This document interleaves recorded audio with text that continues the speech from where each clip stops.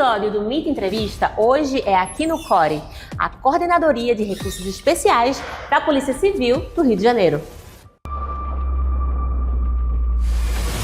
CORE é a unidade de elite responsável pelas operações mais complexas do Estado, onde a inteligência policial se transforma em táticas de altíssimo risco para prender lideranças criminosas. Mas aqui o desafio é duplo. O policial civil não enfrenta apenas o fuzil na favela. Ele enfrenta a frustração de ver meses de investigação minuciosa serem perdidos por causa de uma legislação leniente que insiste em soltar quem a polícia cansa de prender. Para entender como a impunidade afeta o combate às facções e às milícias, nós vamos entrevistar agora o delegado Fabrício Oliveira, coordenador da CORE. Afinal, adianta ter uma polícia de excelência se o arcabouço penal joga contra a sociedade? Assista agora a essa conversa fundamental sobre a nossa balbúrdia penal. Não perca! O crime organizado no Brasil não é derrotado apenas com um confronto nas ruas. Ele exige inteligência, investigação e operações cirúrgicas. Hoje estamos no Rio de Janeiro para conhecer a engrenagem tática da Polícia Civil, a CORE. É esta unidade acionada para cumprir os mandados de prisão mais perigosos do Estado. O alvo deles não é o criminoso comum, mas líderes de facções, traficantes e milicianos fortemente armados e entrincheirados. Conversamos hoje com o delegado Fabrício Oliveira, coordenador da CORE. Doutor Fabrício Oliveira, gostaria inicialmente de agradecer essa recepção, receber aqui a equipe do Mito da Prisão no Brasil e parabenizar o senhor pelos serviços que vem prestado à população aqui de Janeiro na frente da Coordenadoria de Recursos Especiais. Muito obrigado. A CORE. Inicialmente, a primeira pergunta seria para que os nossos seguidores entendam o que é a CORE, quando a CORE é acionada, qual é a missão da CORE? A CORE é a Coordenadoria de Recursos Especiais da Polícia Civil do Estado do Rio de Janeiro. É uma unidade de operações especiais que reúne os recursos especiais da parte operacional da polícia. Nós somos chamados para atuar nas operações de alto risco, nas operações mais perigosas, para apoiar outras unidades da Polícia Civil ou também outras instituições. O nosso dia a dia acaba sendo planejar e executar operações em áreas conflagradas, em áreas que são dominadas, controladas pelo crime organizado. Mas, além disso, a gente tem uma série de outros serviços aqui, por exemplo, o Esquadrão Antibomba, seção de operações com cães, blindados, aeronaves e equipes altamente treinadas para conseguir estar protegendo a população no dia a dia. Doutor Fabrício, na sua experiência, de acordo com a sua experiência, qual é hoje o maior desafio enfrentado para investigar e capturar lideranças do crime organizado no estado do Rio de Janeiro? Aqui no Rio de Janeiro, as investigações da Polícia Civil são conduzidas de uma maneira muito profissional e a gente consegue encontrar bons resultados. É evidente que quando você precisa de testemunhas de pessoas que moram nessas áreas controladas pelo crime organizado, você tem dificuldade porque as pessoas não querem colaborar com a polícia porque elas têm a certeza de que vão sofrer consequências, vão perder sua vida. Agora, capturar essas lideranças tem sido o nosso maior desafio, porque a gente tem cerca de 2.000 favelas no Rio de Janeiro, grandes complexos de favela, os criminosos preparam esse terreno para enfrentar o Estado, enfrentar a polícia, então as barricadas se multiplicaram nos últimos anos. Barricadas são obstáculos colocados nas vias públicas para impedir ou retardar o acesso da polícia. Então eles colocam barricadas, colocam alguns muros de concreto com buracos que a gente chama de seteiras, onde eles colocam a ponta do fuzil e atiram contra policiais. Utilizam técnicas militares, táticas de guerrilha, explosivos e uma série de artifícios contra a polícia. Então, uma ação policial que seria pontual em qualquer local do planeta, em outros estados, aqui elas se transformam em verdadeiras operações militares, com a utilização de aeronaves, de veículos blindados, grandes confrontos, muitas vezes geram um transtorno para a população que vive lá, geram um transtorno para a cidade. Os criminosos aprenderam que criar o caos nessas operações, fazer manifestações, queimar veículos, acaba afastando a polícia dessas áreas. Então a nossa dificuldade tem sido realizar operações para capturar essas lideranças, porque elas se encontram em áreas que são controladas pelo crime organizado e tem verdadeiros exércitos armados com fuzis explosivos para atacar a polícia e permitir que esse indivíduo consiga fugir principalmente para regiões de mata. Então hoje a gente tem grandes investigações aqui que conseguem identificar esses indivíduos, inclusive a localização, mas a nossa dificuldade tem sido realmente operacionalizar a captura deles. A gente chega a qualquer local no Rio de Janeiro, não tem um endereço que a Core não chegue. Porém, muitas vezes a resistência é tão grande e os confrontos eles se arrastam por horas que esses indivíduos que sabem que são procurados, os chefes, eles conseguem fugir. Doutor Fabrício, o senhor já participou de inúmeras operações policiais ao longo da sua carreira. Eu gostaria de saber se existe alguma ocorrência específica que mudou a sua forma de enxergar os integrantes do crime organizado, dessas facções criminosas. Eu já estou há cerca de 25 anos na polícia, né, no combate ao crime organizado, mas nos últimos 10 anos, quando eu vim trabalhar aqui na Core e comecei a participar de operações nessas áreas que são dominadas pelo crime organizado, a gente passa a conhecer melhor qual é a verdadeira face desses criminosos, principalmente a violência que eles utilizam contra a população, nessas áreas dominadas, com a utilização inclusive de tribunais do crime. A gente percebe que são pessoas do mal, que eles utilizam o terror para controlar a população, que muitas vezes em alguns homicídios eles fazem questão de torturar as suas vítimas, muitas vezes na presença de familiares que são chamados para essas sessões de tortura, para só ao final de muito sofrimento tirar a vida daquela pessoa, ou aquela pessoa que é trabalhadora, mas que tem uma suspeita sobre elas, que possa ser colaborador da polícia ou algum desafeto. Então não é simplesmente um homicídio, é o terror, é uma tortura e a forma como eles tentam controlar a população sob o domínio do medo. Então, nesses anos aí de enfrentamento ao crime organizado, a gente vai conhecendo mais de perto a verdadeira face desses criminosos, que é a face do mal. Doutor Fabrício, o sistema jurídico, na sua opinião, confere segurança jurídica para os policiais do Core cumprirem suas missões em defesa da sociedade? Na minha opinião, a falta de segurança jurídica para os policiais é um grande problema do Brasil. Se os policiais não têm segurança jurídica hoje para realizar uma abordagem, imagine para efetuar um disparo com a sua arma de fogo. A gente percebe que diariamente abordagens lícitas, abordagens normais estão sendo anuladas por tribunais superiores, por ministros que deixam muito claro que não confiam no policial, não acreditam naquela versão que é trazida pela polícia. Então imagine como que fica a cabeça de um policial que tem que atuar em áreas dominadas pelo crime organizado, onde existem barricadas, seteiros, criminosos que utilizam táticas de guerrilha, armas de guerra, explosivos, e tem que utilizar a sua arma para defender a própria vida e proteger a população.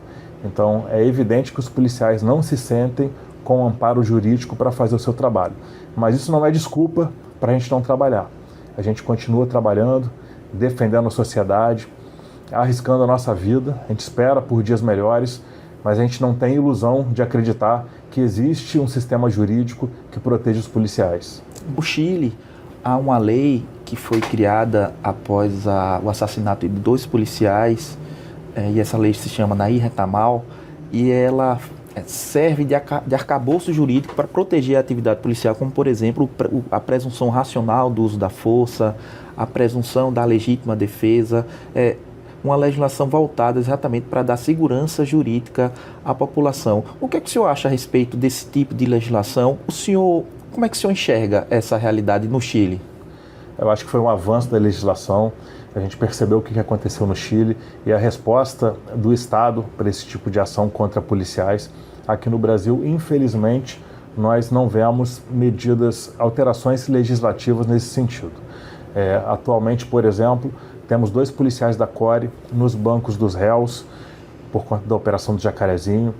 Eles apresentaram a verdade dos fatos, que é totalmente amparada pelos achados de perícia criminal no local, e estão sendo colocados no banco dos réus, porque testemunhas, uma delas um traficante, outra delas um ex-traficante e outros parentes e amigos de traficantes, com versões totalmente colidentes, incompatíveis entre si, acusam os policiais de uma execução.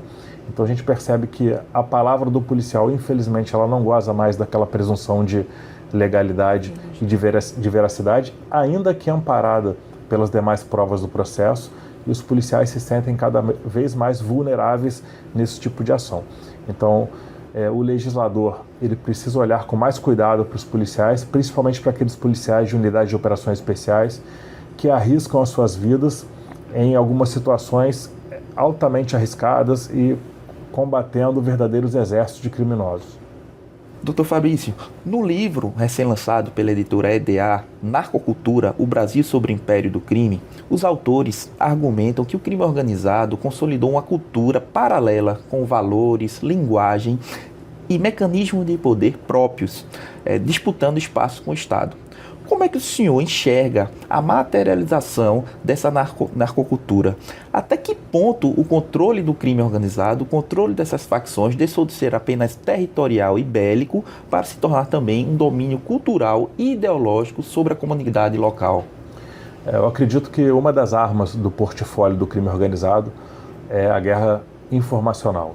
Então, eles utilizam de diversas pessoas, inclusive de artistas, de cantores, de pessoas que são verdadeiros propagandistas do crime, para vender aquela imagem do criminoso bom, do traficante, que é a referência para as crianças, para os adolescentes, e gradativamente, por meio da cultura do crime organizado, aquela ideologia de facção, eles vão conquistando as crianças e também conquistando uma parte da população. Então é uma grande preocupação para a polícia isso, porque esses delinquentes, ano após ano, eles vão se consolidando como referências para essas crianças, para os adolescentes, e é mais um desafio que o Estado tem que enfrentar. Resgatar a cultura, colocar os esportistas, os policiais, os verdadeiros heróis do nosso país como referência para a população e mostrar que o crime não compensa. Então esse é um grande desafio do Brasil enquanto Estado. Chama a atenção, delegado, aquelas festas, muitas vezes inclusive filmadas pela polícia, onde criminosos carregando mais de 30, 50 fuzis nessas festas. Isso seria a materialização dessa narcocultura através da própria música, através do endeusamento desse tipo de conduta criminosa, a ostentação de armas, de itens de luxo. Isso, na sua visão, faz parte dessa narcocultura? Com certeza, essa é uma das formas de materialização dessa narcocultura. A gente percebe bares funk aqui no Rio de Janeiro, grandes eventos que são regados a drogas, bebidas, com a presença de delinquentes armados, ostentando fuzis, e no meio da população ali, no meio de crianças, de adolescentes, muitas vezes dentro de estabelecimentos de ensino. Então isso é uma das formas que a gente percebe a materialização dessa narcocultura. No livro Guerra à Polícia, reflexões sobre a DPF 635, do qual o senhor é um dos coautores, se critica as restrições impostas às operações policiais, porque isso teria criado essas restrições, zonas liberadas e fez do Rio de Janeiro um santuário do crime, tendo inclusive aumentado o confronto com a polícia, o ataque aos veículos blindados, a aeronaves, a construção de barricadas. Como as organizações criminosas se aproveitaram desse garantismo penal seletivo, que a gente chama de seletivo, mas em detrimento dos direitos das vítimas e de toda a comunidade, e como se ouviu o resultado dessa DPF 635, como é que essas organizações se utilizaram dela para expandir o seu poderio bélico e territorial? O livro ele foi a reunião de algumas pessoas que trabalham com segurança pública, de promotores e de juízes também, que tinham uma preocupação muito grande com a DPF 635. E infelizmente a gente demonstrou que estávamos certos das nossas preocupações. A DPF 635 ela trouxe uma série de restrições para a polícia, ela proibiu operações policiais nas favelas durante a pandemia, salvo em hipótese absolutamente excepcional. Ela tentou restringir o emprego de aeronaves, tentou restringir a proximidade de polícia em operações de estabelecimentos de ensino, uma série de outras restrições. E a gente percebeu que durante esse período, praticamente 5 anos, o crime organizado teve um momento para se fortalecer e crescer dentro das favelas. Inclusive, um relatório do CNJ demonstrou que as principais organizações criminosas aqui do Rio de Janeiro cresceram cerca de 25% nesse período. E a realidade nos mostra que isso é verdade, porque a gente percebe que as operações policiais ficaram muito mais difíceis. O aumento de disparos contra veículos blindados nossos da Core aumentou 1.700%, e o aumento de tiros contra aeronaves aumentou 700%. Então a gente percebe que essas restrições impostas ao trabalho da polícia, elas construíram uma realidade que foi favorável para o crime organizado, que se fortaleceu muito. Ao longo desses anos, a gente começou a mostrar essa realidade e, ao final, a decisão final da DPF, ela acabou retrocedendo um pouco e reforçando que essas organizações criminosas são violadoras de direitos humanos e que é a polícia que tem que escolher o nível de força, os equipamentos que vai utilizar nas operações. Então eles voltaram atrás em diversas medidas que haviam sido tomadas, porém já era tarde. O estrago já havia sido feito. Então hoje a gente percebe um Rio de Janeiro muito pior do que havia 5 anos atrás. Em uma de suas palestras e nas suas colocações, eu percebo que o senhor menciona que o Rio de Janeiro se tornou um santuário, né, do crime em razão de diversos criminosos de outros estados da federação terem migrado para se esconder nessas comunidades. Como o senhor enxerga, isso realmente ocorreu? A gente começou a perceber na prática que lideranças do crime organizado de outros estados que tinham afinidade com o Comando Vermelho, com o Terceiro Comando, passaram a se esconder nos grandes complexos de favela do Rio de Janeiro. Primeiro, falaram que não era verdade. Isso é uma movimentação normal que sempre aconteceu no Brasil. Só que a verdade ela se impôs. E hoje a gente percebe que todas as lideranças do crime organizado do Brasil passaram a se esconder nos grandes complexos de favela do Rio de Janeiro. Talvez exceção de São Paulo, que tem uma hegemonia do PCC, do Paraná, que tem essa influência também, mas de todos os outros estados que têm uma afinidade com o Comando Vermelho, com o Terceiro Comando, as grandes lideranças, seus bandos e suas famílias passaram a se esconder aqui no Rio de Janeiro. E hoje os números já demonstram isso. A gente percebe que na Operação Contenção, que foi a última grande operação realizada na Vila Cruzeiro, Complexo do Alemão, cerca de 66% dos mortos em confronto com a polícia eram de outros estados e cerca de 33% dos presos também eram de outros estados. Então hoje a realidade do Rio de Janeiro é uma presença muito grande de criminosos oriundos de outros estados. Um dos pontos que o senhor mencionou e que me chamou a atenção foi essas restrições em relação a operações policiais próximos de estabelecimentos de ensino. Numa das suas colocações, numa das suas entrevistas, eu observei que os criminosos passaram a utilizar, inclusive, essas escolas, algumas unidades escolares, como um lugar para instalar seteiras para atacar a polícia e mesmo como armazenamento de drogas. Foi divulgado na imprensa uma das operações policial que apreendeu quilos de entorpecentes armazenados dentro dessas escolas. Então, é o que a gente, na minha visão, a gente percebe uma distância entre o que se discute no gabinete dos tribunais e o que acontece efetivamente quando se restringe a atuação policial. O que é que o senhor tem a dizer sobre esse tipo de restrição nas escolas? Isso efetivamente ocorreu? O que é que o senhor tem a dizer sobre isso? Isso efetivamente ocorreu. Algumas decisões do STF no bojo da DPF 635, elas determinavam que a polícia se mantivesse afastada de estabelecimentos de ensino, evitando de basear viaturas, blindados nessas áreas, realizando operações no entorno de escolas apenas de uma maneira muito excepcional.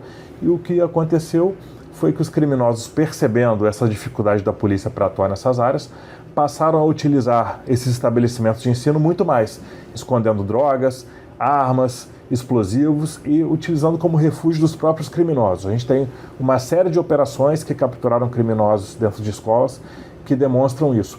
E a gente já teve matérias jornalísticas aqui no Rio de Janeiro, uma delas mostrando como que o crime organizado movimentou os seus soldados do tráfico, as contenções do crime organizado, aqueles caras que vão estar armados para confrontar a polícia, para os muros das escolas, assim como movimentaram para lá também as bocas de fumo. Então hoje, quando a gente faz o planejamento de uma operação e a gente identifica os indivíduos armados, boca de fumo e muitas vezes as casas das lideranças, não é incomum que elas estejam ao lado de creches, de escolas, justamente porque os criminosos perceberam que isso dificultava a ação da polícia, o próprio planejamento das operações. Então, infelizmente, foi mais uma ação da justiça que, por melhor que fosse o objetivo, teve um efeito contrário e prejudicou a vida da população, prejudicou as crianças que estão nas escolas. Permanecendo nesse tema em relação a esse ativismo judicial, no livro Guerra à Polícia, alguns autores afirmam que há um certo ativismo judicial que desconhece a realidade sangrenta das ruas transferindo para o judiciário decisões operacionais que deveriam ser da polícia. Como o senhor avalia a distância entre a teoria jurídica formada nos gabinetes dos tribunais e das academias e a realidade do conflito urbano diário enfrentado pelos policiais do CORE? O que é que falta para o sistema de justiça criminal entender de uma vez por todas e compreender a urgência e a natureza da violência das facções criminosas no Rio de Janeiro? Com certeza há um abismo entre o conhecimento das nossas autoridades, do judiciário e a realidade enfrentada pelos policiais.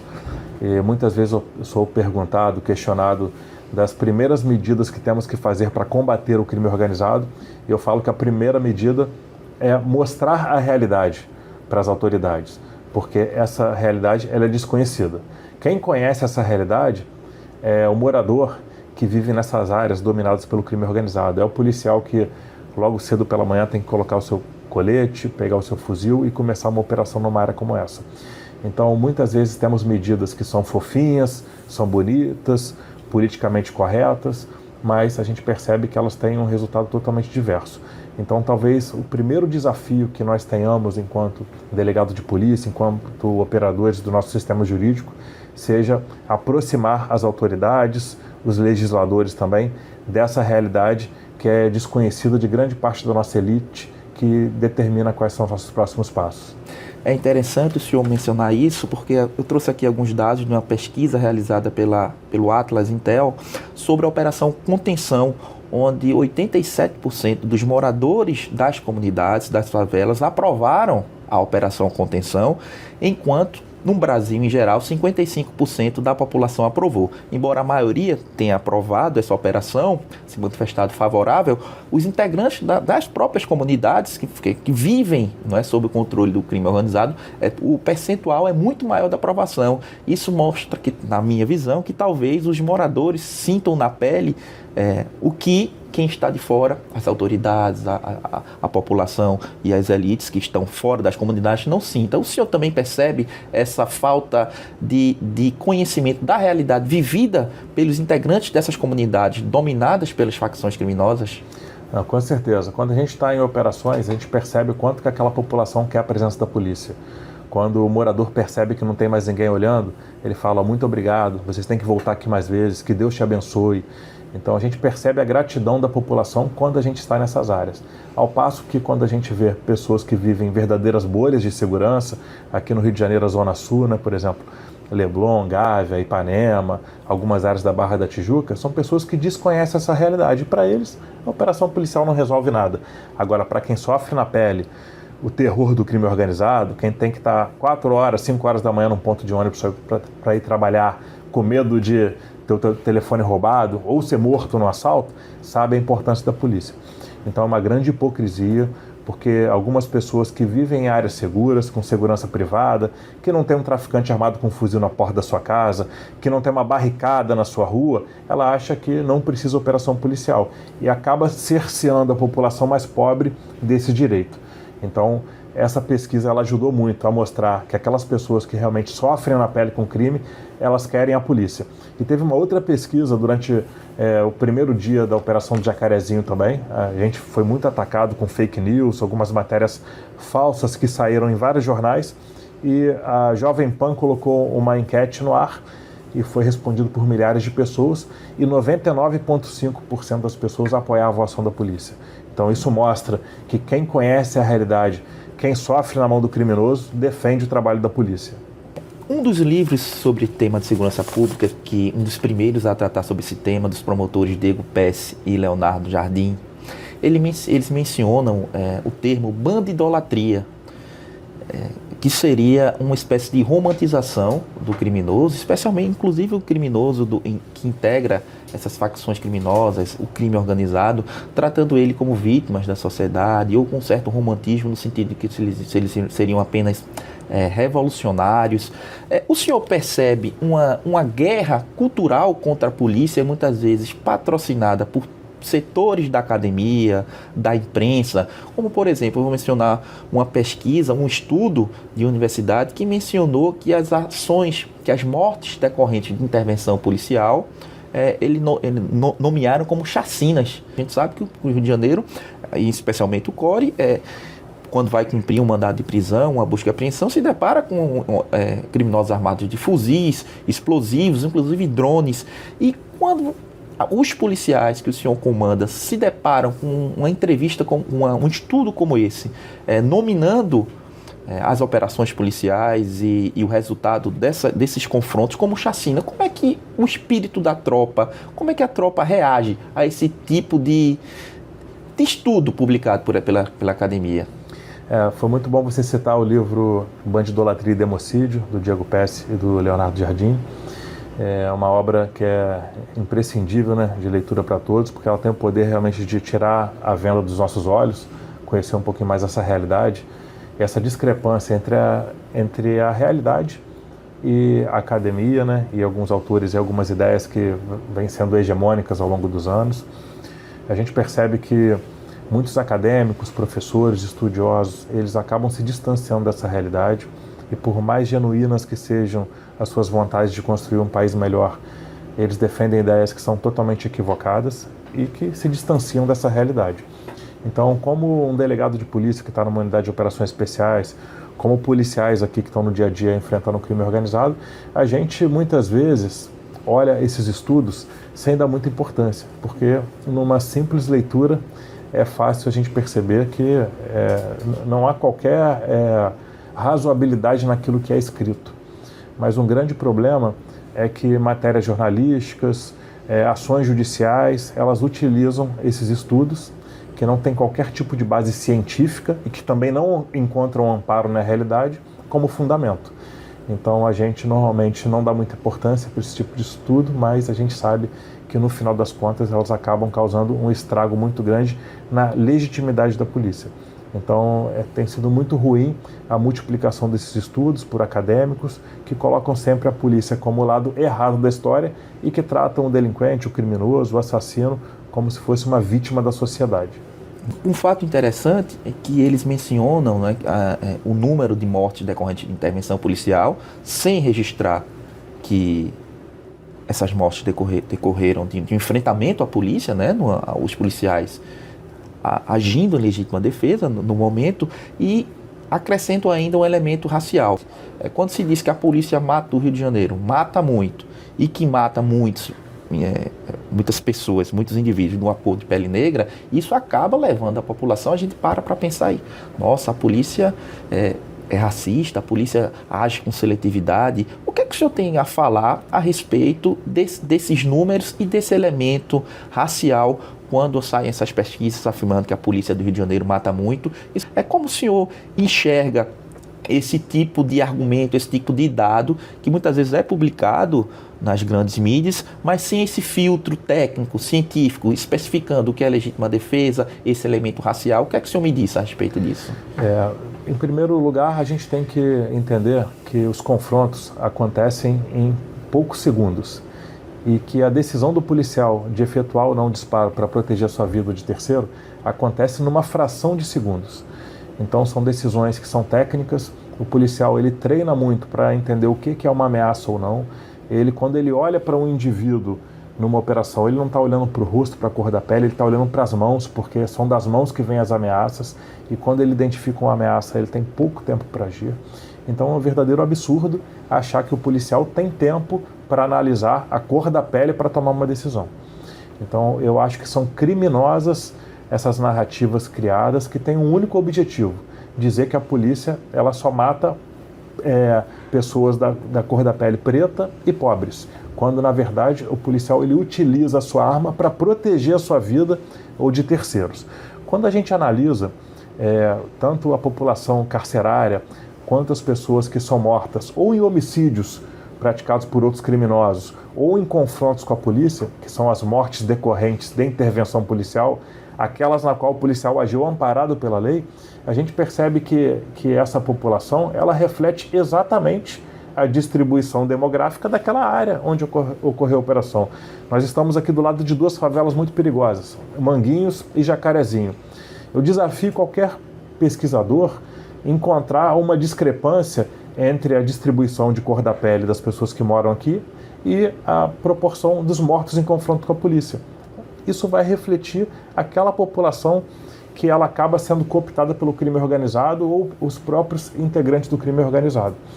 O grande problema é que as pessoas elas vão utilizando de uma maneira sutil o somatório de pessoas de origens diferentes. Por exemplo, a gente vai falar do estado do Pará e do Amazonas. A gente sabe que a grande maioria dessas pessoas tem a cor da pele pálida de origem indígena. E aí eles passam alguns subterfúgios que são utilizados de maneira muito questionável por IBGE e pela nossa legislação a considerar como negros todos aqueles que têm a cor da pele preta ou parda, independentemente da origem, se é africana, se é indígena. E aí eles fazem um estudo recente agora, por exemplo, para dizer que 96% dos mortos pela polícia no Amazonas eram negros. Olha, por mais que ele esteja amparado em algum conceito jurídico de legislação criada, a gente sabe que isso não reflete a realidade. Quando a gente vai examinar os números, a gente percebe que 5, 6% dos criminosos que morreram em confronto com a polícia são da cor da pele preta. Mas o que isso muda, Fabrício? Não deveria mudar nada. Porque a cor da pele, quando acontece um confronto entre criminoso e policial, ela deveria ser um mero detalhe. O problema é que essas pessoas tentam dizer que a polícia age movida pela cor da pele para colocar um rótulo na polícia de assassina, de racista e, com isso, atacar a legitimidade da polícia, colocando toda uma população contra a gente. Então, são narrativas verdadeiramente criminosas que partem de uma premissa totalmente equivocada, aquela premissa de que o policial escolhe pela cor da pele quem vai matar. Isso é uma grande mentira. Doutor Fabrício, recentemente foi muito noticiado na imprensa, nas redes sociais, que os Estados Unidos da América classificou o Comando Vermelho e o PCC como organizações terroristas. E houve uma polêmica, uma discussão, muitos se manifestaram desfavoravelmente, outros favoravelmente, sobre o pretexto de que isso afetaria a nossa soberania. E, pelo que a gente percebe, pelo que o senhor até mencionou, essa questão de soberania já é afetada pelo próprio controle territorial dessas facções criminosas sobre essas comunidades no Rio de Janeiro. Na sua visão, essa classificação dessas organizações, dessas facções como organizações terroristas é uma notícia positiva, negativa, ou se é neutro? Como é que o senhor enxerga essa classificação? A primeira análise que eu faço é a seguinte: ela é boa ou ruim para o PCC e para o Comando Vermelho? Eu acredito que seja ruim para eles. Eles devem estar preocupados agora como que vão movimentar milhões de reais, de dólares em instituições financeiras ao redor do mundo. Eles vão estar mais preocupados agora com eventuais sanções e medidas do governo norte-americano. Então, se é ruim para eles, é ótimo para a gente. Qualquer coisa que venha a prejudicar o crime organizado, eu sou favorável. Sem entrar num detalhe muito técnico aqui, se no Brasil é organização terrorista ou não. Porque a gente sabe muito bem que os debates que antecederam a promulgação da nossa lei antiterrorismo, houve mudanças no conceito justamente para proteger alguns grupos que poderiam ser alcançados pela legislação. Então, a grande verdade é que aqui no Rio de Janeiro a gente tem ações terroristas praticadas por esses grupos. Por exemplo, após uma operação contra uma das milícias aqui do Rio de Janeiro, esses indivíduos, em retaliação a uma operação nossa da CORE, que neutralizou o número 2 dessa milícia, queimaram 35 ônibus e um trem. Será que isso não é um ato terrorista? Acredito que em qualquer local do planeta seria. Teve uma outra ação aqui, que traficantes do Comando Vermelho perceberam que um oficial do Corpo de Bombeiros estava fotografando uma barricada na porta da casa dele, numa área que sequer era favela. Capturaram esse oficial, torturaram na frente de todos, colocaram ele dentro do carro e atearam fogo nele vivo. Nossa equipe foi chamada para ajudar, chegou lá tarde demais. Será que queriam só tirar a vida dele? Ou será que queriam utilizar o terror como propaganda para dominar aquela população? Eu tenho certeza que eles queriam utilizar o terror como propaganda. Teve mais um ato aqui, de centenas que eu poderia falar. Criminosos jogaram uma granada dentro de um ônibus que só tinha moradores voltando para Campo Grande, com o objetivo de chamar a atenção da polícia, tentando uma ocupação numa área que estava sendo invadida por uma outra organização criminosa. Então, eu acho que essa discussão, se enquadra na nossa lei ou não, ela é muito superficial. A gente tem que entender que os nossos mecanismos que foram instituídos até hoje, eles não têm capacidade para frear o crescimento dessas organizações. Então, quando outras nações se colocam à disposição para combatê-las, a gente deve agradecer. Esse é o primeiro ponto. E o segundo, a gente tem que entender que essas organizações cresceram absurdamente nos últimos anos pela omissão do Estado brasileiro. Então, o governo brasileiro tem que olhar para dentro e entender o que poderia ter feito diferente e o que, a partir de agora, pode fazer. Porque muitas vezes, como Polícia Civil aqui no Rio de Janeiro, eu acho que a Polícia Civil e a Polícia Militar dos estados estão totalmente abandonadas no confronto a essas organizações, principalmente nas operações em áreas conflagradas. A gente olha para o lado, vê a Polícia Militar, vê a Polícia Civil e muitas outras instituições que deveriam estar lá, combatendo, ajudando junto com a gente, não estão e são os primeiros a jogar pedra e criticar depois. Então eu acho positiva essa designação do PCC e do Comando Vermelho como organizações terroristas. Eu espero que, bem próximo, o governo brasileiro possa fazer isso também e que outras organizações, como o Terceiro Comando Puro, aqui do Rio de Janeiro, e as milícias também sejam designadas como organizações terroristas, porque elas praticam diariamente atos terroristas contra a população. Doutor Fabrício, o senhor tem criticado muito a nossa legislação penal. Eu já tive a oportunidade de assistir uma palestra do senhor, onde o senhor menciona que temos leis penais muito brandas e também uma aplicação benevolente das leis. Como é que o senhor enxerga o nosso Código Penal, o nosso Código de Processo Penal e nossa Lei de Execuções Penais hoje? O senhor acredita que são instrumentos que garantem, que viabilizam a efetividade do sistema de justiça criminal, ou o senhor acha que são manuais com brechas para o crime organizado, para os integrantes das facções criminosas? São manuais com brechas para o crime organizado. Eles garantem, na verdade, a tranquilidade e a segurança do criminoso, à medida que deixam a população totalmente desamparada. Eu utilizo muitos conteúdos do mito da prisão para fazer esses comparativos. Por exemplo, quando a gente analisa alguém que tira a vida de um semelhante aqui no Brasil, num contexto de um homicídio qualificado, por exemplo, a gente sabe que essa pessoa vai ficar 6 anos na prisão, 6 anos apenas atrás das grades. Quando a gente analisa outras grandes nações, Estados Unidos, Canadá, Japão, a gente percebe que uma pessoa que praticar um homicídio qualificado e for condenada ao final, ela provavelmente vai ficar a vida toda na cadeia, se não for condenada à morte. Então, isso é uma forma da gente analisar como a nossa legislação é branda. O que vale a vida no Brasil? Para não dizer que não vale nada, ela vale 6 anos de um delinquente que vai ficar preso e vai voltar com status lá no alto na organização criminosa, como chefe, com a sua família toda sendo cuidada por uma organização. Então, a gente percebe uma série de dispositivos aqui que mostram que a nossa legislação ela é muito branda, a resposta estatal para o crime organizado é muito tímida e isso serve como um estímulo para a delinquência. Cada vez mais o criminoso analisa o risco e o benefício do crime e ele entende que os benefícios são muito maiores do que os riscos. Então hoje há uma epidemia do crime no Brasil e as pessoas se sentem estimuladas a delinquir. Um outro exemplo que eu poderia dar é do traficante que é preso com um fuzil aqui no Rio de Janeiro. Ele é preso com um fuzil, uma arma de guerra importada, uma mochila cheia de carregadores e munições e normalmente ele tem sido condenado a 3 anos e meio. Porque ele é processado pelo crime de associação para o tráfico de drogas com uma causa de aumento de pena de utilização de arma de fogo. Então esse camarada que é condenado a 3 anos e meio, 4 anos, ele não fica nem 1 ano preso. Mas, Fabrício, de onde que você está tirando isso? Analisando sentenças, casos concretos aqui do Rio de Janeiro. Infelizmente, inclusive a gente tem orientação de jurisprudência de tribunais superiores que dizem que o porte de arma, o porte ilegal de arma de fogo, ele tem que ser absorvido pelo crime de tráfico de drogas. Então, essa é uma grande realidade aqui no Rio de Janeiro. É óbvio que a gente tem uma luz do fim do túnel, a gente tem uma lei antifacção que foi promulgada agora, que ela trata de uma maneira diferente a matéria. Primeiro que ela traz penas altíssimas para o controle social estruturado, 20 a 40 anos, e também ela diz que quando esses delinquentes estiverem portando arma de fogo, eles devem responder pelo concurso material, somatório de penas. Então a gente tem uma esperança de dias melhores no Brasil, mas com o pé no chão de saber que isso pode não se concretizar, porque basta o Supremo Tribunal Federal dizer que essa lei é inconstitucional, assim como fez em 2006 com a lei dos crimes hediondos, e de um dia para o outro o delinquente que tinha que ficar a sua pena integralmente no fechado, preso, ele pôde sair da cadeia cumprindo apenas 1/6.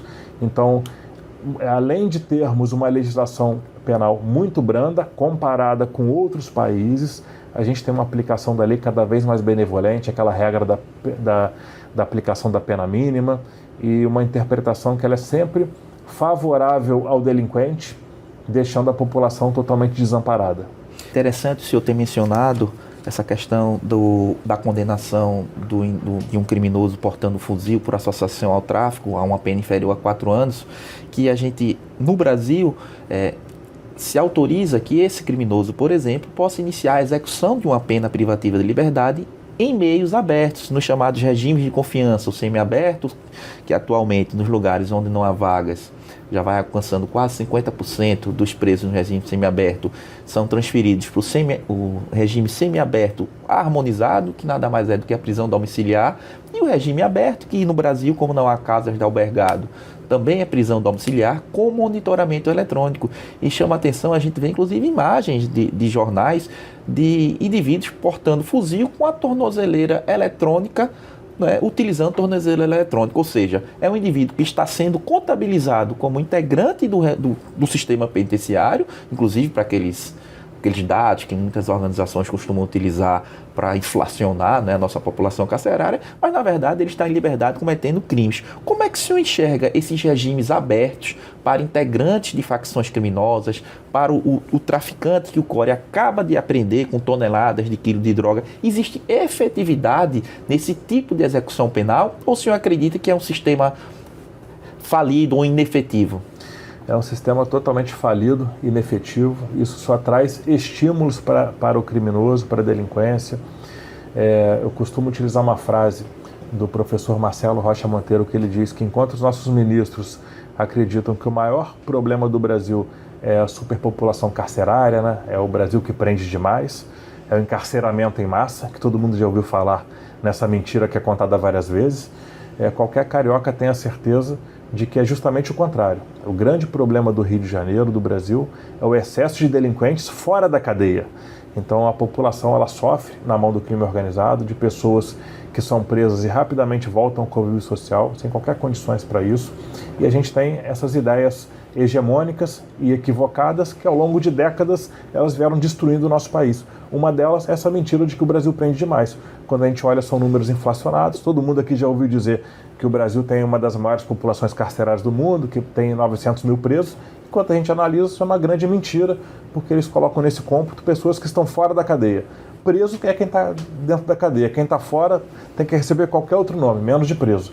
Então são algumas mentiras que são contadas nos últimos anos que ajudaram a destruir o nosso sistema de justiça e o nosso país. O senhor acha que o sistema penitenciário, os juízes de execução penal, têm condições de fiscalizar o cumprimento dessas penas privativas de liberdade nesses territórios controlados pelas facções criminosas em regime semiaberto? E recentemente surgiram notícias de presidiários que estavam montando presas de fachada, porque só se exigia pelo menos um CNPJ registrado, uma empresa de fachada para viabilizar esse trabalho durante o período diurno. Eu pergunto, o senhor acha que é possível fiscalizar a execução da pena privativa de liberdade do sistema penitenciário nessas áreas conflagradas, dominadas pelas facções? Com certeza é impossível, porque o Estado não se faz presente lá. Você não tem como um oficial de justiça entrar para fazer uma intimação, 190 da polícia não atende, a polícia só entra em grandes operações, então é uma área que é impossível de fiscalizar. E ainda que fosse fora da favela, a gente percebe que não existem fiscalizações efetivas, porque diariamente indivíduos com tornozeleiras estão praticando novamente crimes. Então se houvesse fiscalização efetiva, eles não estariam delinquindo novamente. Então é um grande faz de conta, foi mais um mecanismo utilizado para esvaziar presídios, aquelas mesmas pessoas que são contra a construção de novos presídios, elas fazem de tudo para dizer que o presídio está superlotado para soltar esses indivíduos. Então isso nada mais é do que uma das ferramentas dessa diretriz nacional de desencarceramento em massa. É um esforço muito grande para soltar presos. O senhor mencionou aí a teoria econômica do crime. Hoje em dia, o sistema de justiça criminal, as nossas leis penais e processuais, elas têm incentivado o criminoso, o integrante de uma facção, o traficante de drogas, o criminoso profissional, a continuar reiterando, mesmo após ser preso e liberado pela polícia. Ou seja, eles enxergam hoje em dia essa atividade criminosa como uma decisão racional e lucrativa em razão das brechas de nossa legislação. O senhor enxerga dessa forma? Com certeza. O Brasil se tornou um dos terrenos mais férteis para o crime organizado. Não é à toa que o Brasil se transformou num dos principais corredores de cocaína do planeta. Por quê? O delinquente é preso aqui com toneladas de droga e sai no dia seguinte. Porque o criminoso ele é analisado ali pelo juiz como se fosse uma vítima de um sistema que utilizou um motorista, e quando a gente sabe que, na verdade, ele ia obter grandes lucros daquela atividade criminosa. Então, parece que o nosso sistema de justiça ele perdeu completamente a capacidade de dar uma resposta contundente para o crime organizado. O crime organizado percebe isso e passou a utilizar cada vez mais o Brasil como rota para escoamento para todo mundo. Então, a minha resposta é sim. Eu acho que esse tipo de medida acaba incentivando cada vez mais o delinquente que está no crime por lucro e poder, é isso que ele quer, e quando ele percebe que o benefício é muito grande e que o risco é cada vez menor, cada vez mais pessoas estão delinquindo. Doutor Fabrício, considerando toda a sua experiência técnica e operacional, se o senhor pudesse apontar uma única mudança, uma primeira mudança urgente na nossa legislação, que daria uma verdadeira eficácia ao trabalho da polícia, qual seria essa medida? E uma pergunta final, já agradecendo a disponibilidade do senhor, quais devem ser os próximos passos para recuperar o controle territorial perdido no Rio de Janeiro? Em relação à legislação, a gente tem tantos problemas que é até difícil você elencar uma única medida. Mas talvez a mais urgente seja a alteração completa da lei de execuções penais para que o delinquente fique realmente preso por aquela pena que ele for condenado. Então, se ele foi condenado a 6 anos por um roubo, que ele fique 6 anos preso. Se ele foi condenado a 20 anos por homicídio, que fique 20, e que apenas naquele finalzinho, quando ele comprovar que ele tem uma conduta adequada, que ele tem condições de conviver em sociedade, que se mostra arrependido, que ele reparou de alguma maneira o crime que foi cometido, que ele possa ser testado e ser colocado em liberdade. Infelizmente, a nossa lei de execuções penais, hoje ela não consegue proteger a sociedade. O que ela faz é empurrar rapidamente o criminoso para fora do presídio e para a volta de um convívio social, e isso aí acaba destruindo vidas, né? A gente percebe que as grandes barbaridades que acontecem no nosso país, aqui no Rio de Janeiro, sempre que a gente percebe um crime bárbaro que aconteceu, quando você vai lá puxar o histórico criminal daquele indivíduo, ele é muito longo, é uma pessoa que deveria estar presa. Então, se eu fosse elencar, a primeira medida seria essa. Eu acho que é plenamente possível recuperar os territórios perdidos para o crime organizado, mas é uma tarefa difícil. Difícil por vários aspectos. Um dos aspectos aqui do Rio de Janeiro é que o Estado quebrou totalmente a confiança da população. A gente tem moradores aqui de áreas dominadas pelo crime organizado que confiaram no Estado, na polícia, acolheram as UPPs, a polícia de braços abertos, se aproximaram, ajudaram e depois, com a falência desse projeto, ficaram totalmente desamparados e sofreram consequências por isso. Então a gente tem que reconquistar a confiança da população e principalmente da população que vive nessas áreas. Um outro passo é entender com erros que aconteceram nesse projeto. Por que erros aconteceram? Um deles, olhando do ponto de vista operacional, que eu acho gravíssimo, é você avisar com antecedência as operações. Naquela época, a Secretaria de Segurança fazia questão de avisar quais seriam as próximas favelas ocupadas, porque não queria confronto. Entendiam que como que você vai começar um policiamento de proximidade se você começa com um confronto? Como que eu vou vender uma cidade do Rio de Janeiro segura para a Copa do Mundo e para Jogos Olímpicos se eu estou tendo confrontos? Só que eu considero uma medida totalmente equivocada. É aquela medida que é bonitinha, que é romântica, mas que não funciona. O crime organizado, esses verdadeiros exércitos que existem aqui no Rio de Janeiro, eles têm que ser combatidos. Então, o primeiro passo para a reocupação do território é o combate duro a essas organizações criminosas. Vai haver operações violentas, criminosos mortos, presos, armamento apreendido, mas é a única maneira de você começar efetivamente uma ocupação, desarticulando momentaneamente aquela organização. E a partir dali, a gente vai tentando fazer um trabalho para resgatar a dignidade das pessoas que moram naquela área. Quando você abre mão desse elemento surpresa, escolhe não confrontar e avisa para que os criminosos possam fugir, você permite que eles se reorganizem. Aqui no Rio de Janeiro aconteceu uma verdadeira metástase do crime organizado. Os traficantes se espalharam por todo o estado, por áreas aqui onde não tinha o crime organizado, por exemplo, região dos Lagos, região de Angra dos Reis, Paraty, algumas cidades do interior aqui passaram a sofrer, Niterói e São Gonçalo, com crime organizado. E além disso, de você ter permitido que o crime organizado se espalhasse pelo estado, você deu a opção de escolha do momento do confronto para o criminoso. Porque esse criminoso, ele não confrontou naquele momento, fugiu, mas ele escolheu exatamente o momento que queria atacar a polícia. E se a gente tem 2008, 2009, 2010, 2011, 100 policiais mortos em UPP, a partir de 2012, 2013, você tem cada vez mais policiais sendo caçados, atacados por delinquentes que escolheram o melhor momento para atacar. E aí você tem 2015 com 11 policiais mortos, 120 feridos apenas em áreas de UPP. Então a gente não pode escolher uma medida bonitinha ou politicamente correta, uma polícia sem confronto. Eles já escolheram, eles estão com verdadeiros exércitos armados, com armas, explosivos. O Estado tem que utilizar força contra esses indivíduos. E eu acredito que esse é o primeiro passo para a retomada do território, sem perder de vista os presídios que precisam ser retomados também. Doutor Fabrício, eu gostaria de agradecer. Muito obrigado pela sua aula prática e técnica. E para aprofundar esse debate, eu convido todos a ler o nosso livro, Balbúrdia Penal, e seguir o nosso perfil, O Mito da Prisão no Brasil. Muito obrigado, delegado Fabrício, e a toda a equipe do CORE. Eu que agradeço a vocês pelo trabalho, né? Uma fonte de inspiração para a gente, de conhecimento. Estou sempre acompanhando ali as postagens, os estudos. Tenho certeza que tem ajudado a transformar a realidade do Brasil e cada vez mais pessoas aí têm aprendido e divulgado esse conhecimento.